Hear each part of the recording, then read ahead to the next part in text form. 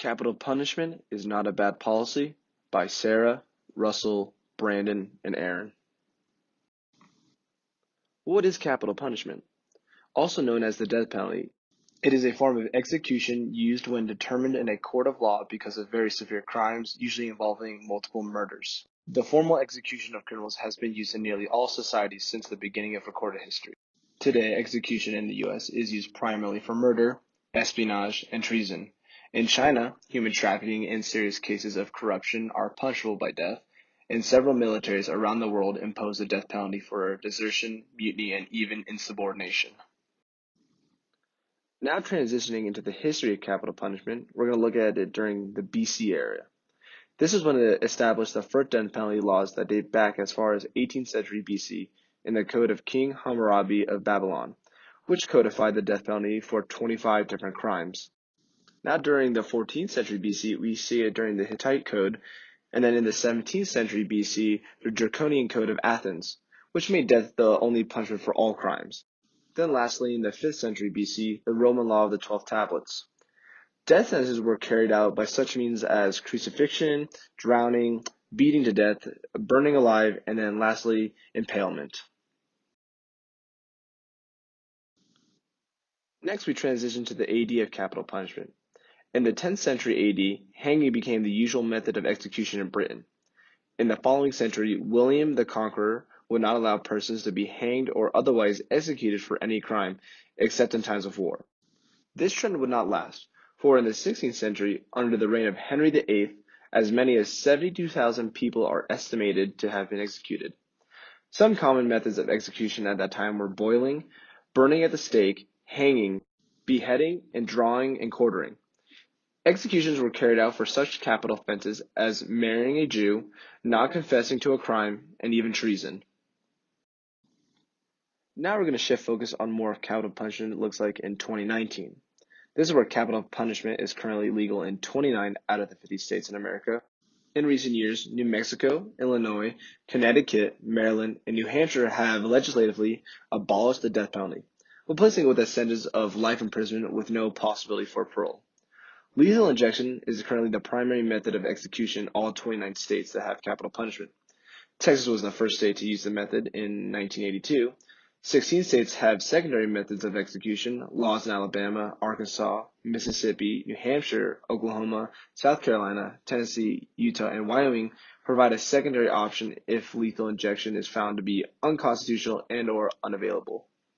Secondary methods of execution include electrocution, lethal gas, hanging, nitrogen hypoxia, and firing squad. Over the past 15 years, several U.S. Supreme Court rulings have narrowed the death penalty's utilization.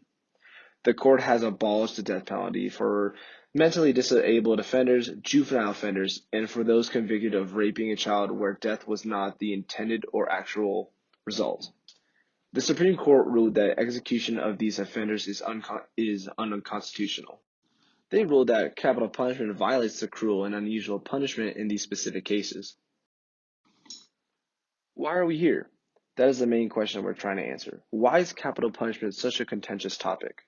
Capital punishment is a controversial topic that challenges moral and ethic issues, social issues, and legal consideration.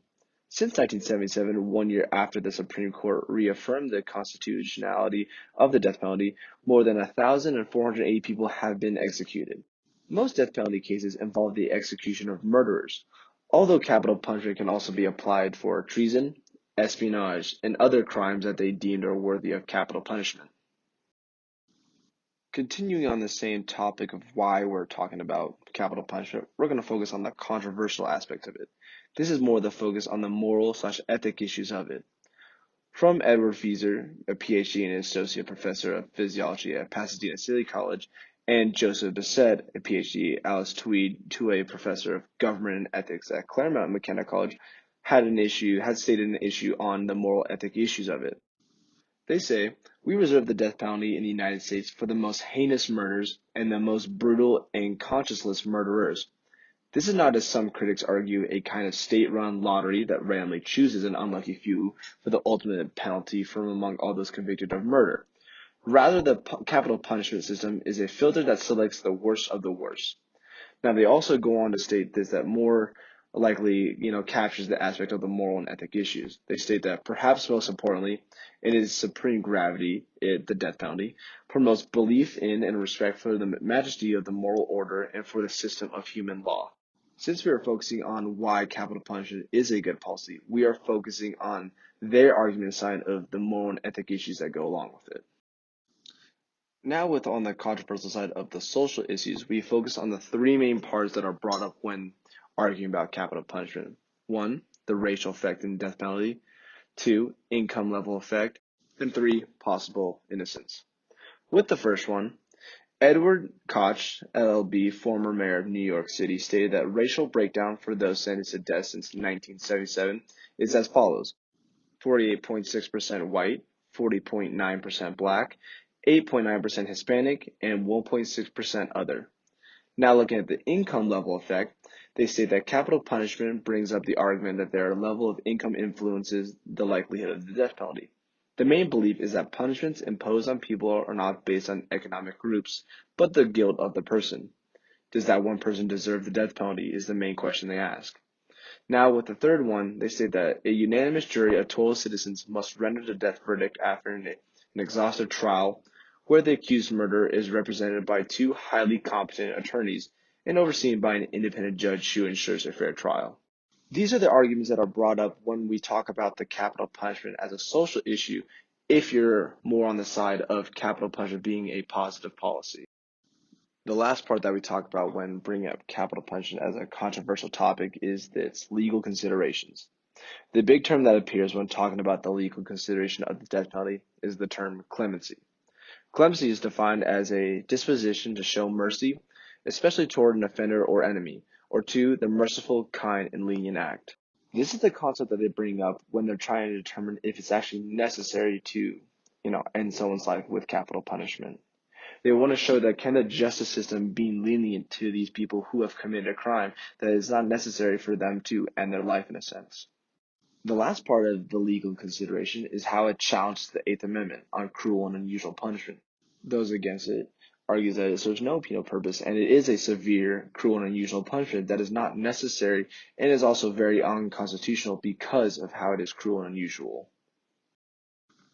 Now that we understand why capital punishment is such a serious, controversial topic, we're now going to go more into the case law aspect of it. This will then allow us to show more of why capital punishment is a positive policy. This case talks about Ricky and Raymond Tyson were found guilty of shooting and killing a 24-year-old Marine sergeant, his wife, son, and their niece after the family had stopped to help the brothers who were broken down on the side of the road. At the sentencing, three aggravating factors were proven. The Tysons had created a grave risk of death to others, the murders were committed for their own personal gain, and the murders were especially heinous, cruel, or depraved. In 1987, Tyson versus Arizona, the United States Supreme Court ruled that the death penalty was an appropriate punishment for felony murder who was a major participant in the underlying felony and exhibited a reckless and indifference to human life. The second case, Ralph Bays sentenced to death in the state of Kentucky for shooting and killing three police officers while they were trying to serve an arrest warrant for Bays. Ralph Bays was scheduled for execution on September 25, 2007, but along with a fellow death row inmate sued the state of Kentucky, claiming execution by lethal injection using the cocktail prescribed by Kentucky law constitutes as cruel and unusual punishment. In 2008, Bays versus Reeves, the United States Supreme Court upheld Kentucky's method of lethal injection as constitutional. These are two cases that prove why capital punishment is in place. We don't have this policy in place for any. These policies weren't created for the most common murder. These policies are put in place for these cases like this, where a person has no sense of human life, who commit these heinous acts just for their own personal gain or in the sense that they don't value human life as we do. It's to send a message as a deterrent from others from committing these heinous crimes and taking life into their own hands. Now looking at the statistical data aspects of the death penalty, we look at two charts. The first one is the total executions by U.S. state in recorded history. Texas holds the 40% of the majority of the executions in all of the states. The next chart, we look at the exonerations from death row. This is where we see the number of prisoners sentenced by death who were later cleared by the year of exoneration. What makes this chart important is showing that just because we do have the death penalty, there can be a flaw in the justice system. This is the positive side to using capital punishment. Since it's such a serious process, it takes a long period of time to actually put someone on death row to actually go through with the execution. That extra time then allows for the convicted felon to challenge his case and overturn it and then take himself off death row. We want to demonstrate that just because there is capital punishment, that there is the possibility for those who are innocent and were wrongfully convicted have a chance to get off it. Especially in these days when, with modern technology advancing with DNA, would allow convicted felons of past decades are allowed to get off death row with the use of DNA evidence that they previously did not have access to during their trial. Even if these states allow the death penalty, they want to make sure that they get the process right and convict the person who truly did commit the crime. To continue on with statistical data, we look at two more charts. The one on the left, are you in favor of the death penalty for a person convicted of murder? And the second one, generally speaking, do you believe the death penalty is applied fairly or unfairly in this country today? Looking back at the chart on the left, you can see that throughout the history, more people are in favor of the death penalty. And then once you hit around the 1970s, you see a sort of shift where the majority oppose. But then as the decades go on, you see a major increase in favoring of the death penalty, with it slowly decreasing as we get close to 2010. Even with its slow downward shift close to 2000s, you probably see it going closer to the middle as if we took a newer poll in 2019. So the majority would agree that if you're a convicted murderer, the death penalty should be applicable to you. And data that is collected is more based on do we believe it's fair or unfair with dealing with the death penalty. You can see that it is very close. Looking at the chart, you can see that it's basically 50-50, a little bit more on the fairly side if it's just or not. But as you can see, people do believe that the justice system is fair when it comes to the death penalty. That's where it's fall more under the legal consideration aspect. Do our common citizens believe that the people who are part of death row and are being tried for death penalty are getting fair treatment? And if the people believe that the justice system is fair to those on death row, then it is more acceptable as a proper policy in our legal system. Now we're going to shift towards the counter arguments towards capital punishment. Ultimately, with any debate, there will be pros and cons. To address the other side of the argument, one of the biggest issues with the death penalty is coerced confessions and wrongful convictions. The Innocence Project is a big advocate for this affair. Over 160 people have been exonerated after they were originally convicted of a capital crime. Overall, this puts the lives of innocent people at risk, especially the youth. An example of this would be George Sidney, who was electrocuted at the age of 14 after being wrongfully convicted of the murder of two young girls. This could be another issue in itself. Should children be a subject to capital punishment? Doesn't that defeat the purpose of rehabilitation? If they actually even committed the crime, why would we implement a capital punishment on children? To continue on with the counter-argument, the capital punishment sometimes doesn't serve justice for the families of the victims. All it shows is an eye for an eye. It's an easy way out that doesn't always do the trick. Instead, some families would like to see their perpetrators sit in prison for the rest of their lives without the opportunity for parole. This leads to the last argument that there are always to ensure someone is never released from prison and is cheaper. The average case cost is about $740,000, whereas a case involving capital punishment costs $1.26 million. Overall, it's cheaper for someone to be confined for prison for the rest of their life instead of killing them, which isn't always immediately. A criminal can sit on death row for decades before they're put to rest. Although these are very extreme valid reasons, do they outweigh the pros of capital punishment? That is the question that we're trying to answer. Now we're going to focus on the rebuttal side to the counterarguments. The wrongful conviction of innocent people is a major issue when dealing with the death penalty. However, unfortunately, convicts typically stay on death row for just under 6 years. Capital punishment is not a swift punishment. Most convicts do have the time to see parole boards as well as take these cases to court if they truly are innocent. Although sometimes capital punishment isn't enough for the families, but in many cases, mourning families will fight to have capital punishment on the table, if possible. The death penalty should be seen as a deterrent. The fact families fight for the punishment to be applied to defendant should serve as a deterrent.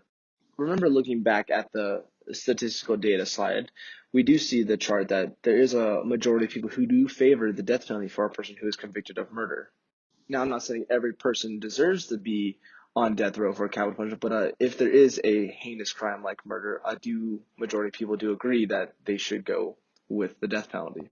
And with the same chart next to it, that a fair amount of people do agree that the death penalty is applied fairly compared to the unfairly votes. So I like to look at it in the fact that we do have the option for the death penalty. Not necessarily that we have to use it for every capital punishment crime that is committed, but in the sense that we have it there for those heinous crimes, for those people who took the life of another human being. The question you should also ask is, if we get rid of the capital punishment with death penalty, what should be the deterrent that would stop people from committing a crime and just living a life sentence in prison? To wrap things up in our conclusion, we would state that while capital punishment is found to have a few downsides, such as cost and wrongful conviction, it is the only sure way to provide justice for the families of the victims and the peace of mind that will never happen again. Life in prison is not truly a fair sentence because the perpetrator is allowed to live while the victim no longer has that opportunity. Because of this, many families fight for the death penalty for justice. As capital punishment usually takes a while, those on death row have plenty of time to appeal their punishment. In addition, not many people are actually executed, and those who are often chose their method of execution, which means this is not a cruel or an unusual punishment. Executions serve as a deterrent for potential criminals by providing an example of sure punishment for the crime. Capital punishment is necessary for justice for victims and families of these crimes, and if it is applied justly, then it should continue to be legal in our society like it is to this day.